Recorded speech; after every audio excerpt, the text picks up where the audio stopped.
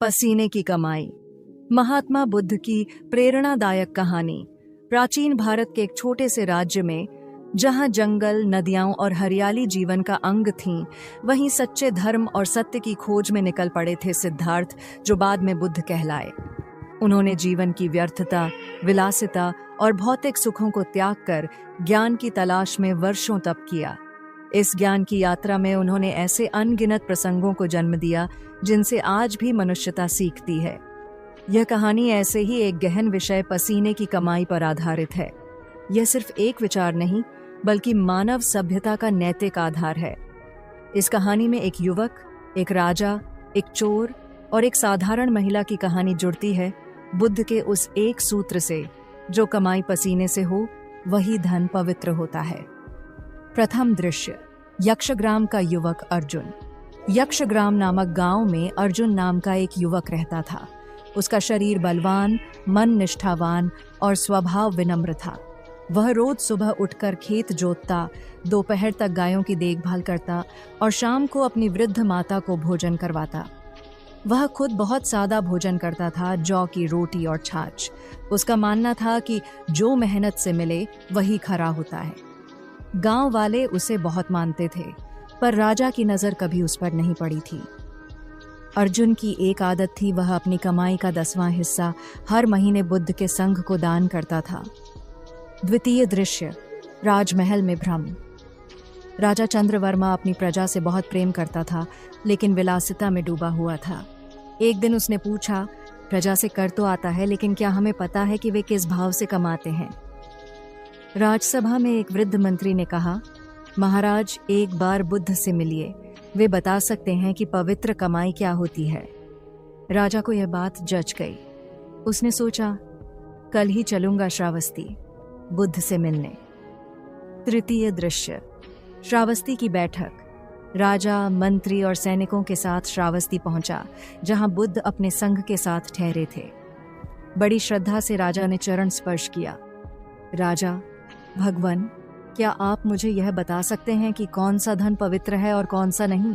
बुद्ध मुस्कुराए और बोले, हे राजन, जिस धन की उत्पत्ति किसी के छल, चोरी या शोषण से हो वह अपवित्र है, परंतु जो धन व्यक्ति अपने परिश्रम, श्रम और पसीने से कमाए वह धर्म की धारा है। उसी धन से समाज का कल्याण होता है। राजा चौंका, तो क्या मेरा राजकोष अपवित्र है? बुद्ध, इसका उत्तर तुम्हें स्वयं खोजना होगा।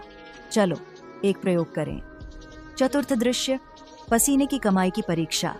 बुद्ध ने घोषणा की, कल प्रातः जो भी व्यक्ति अपने पसीने की कमाई लेकर आएगा, मैं उसे आशीर्वाद दूंगा और उसका नाम धर्म के इतिहास में अमर करूंगा।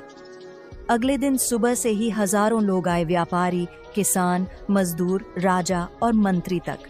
हर कोई एक थैली लेकर आया, जिसमें सोना, चांदी, कुछ ने गेहूं, कुछ ने फल लाए। बुद्ध ने एक नियम बनाया, जो भी अपनी कमाई लाया है वह इसे अग्नि में डाल दे। जो पवित्र होगी वह अग्नि से अछूती रहेगी। लोग एक एक कर अपनी थैली अग्नि में डाल दिए गए। सब जल गईं। तब अर्जुन आया। उसने एक छोटी सी थैली दी, जिसमें कुछ सिक्के और एक सूखी रोटी थी। अर्जुन बोला, हे भगवान, ये मेरी माँ के लिए खेत में दिन भर काम करने के बाद की कमाई है।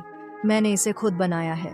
बुद्ध ने उसकी थैली अग्नि में डलवाई, पर थैली नहीं जली। अग्नि जैसे शांत हो गई। सभा में सन्नाटा छा गया।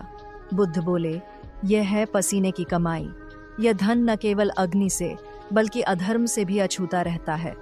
पंचम दृश्य, चोर की आत्मग्लानि के। सभा में पीछे एक व्यक्ति फूट फूट कर रोने लगा। वह नगर का कुख्यात चोर सुदर्शन था। सुदर्शन, भगवान, मैंने जीवन भर चोरी की, पर आज पहली बार जाना कि जो दूसरों का है वो कभी मेरा नहीं हो सकता।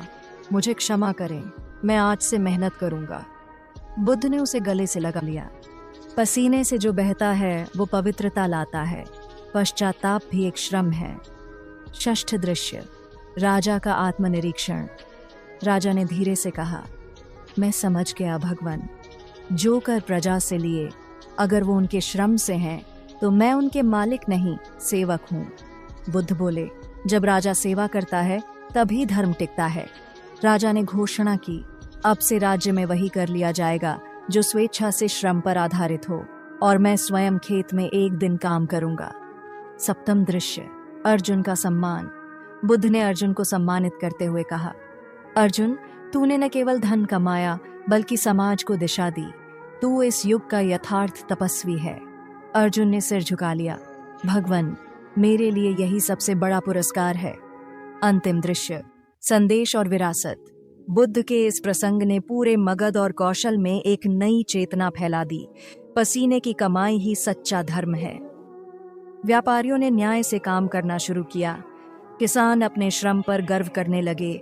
राजा स्वयं नित्य 1 घंटा श्रम करते।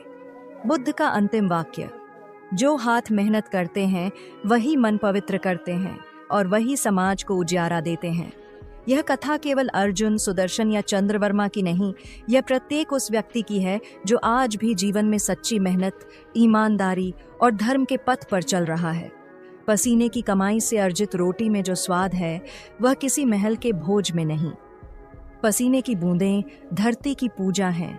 जो इन्हें बहाता है वही सच्चा पूजक है।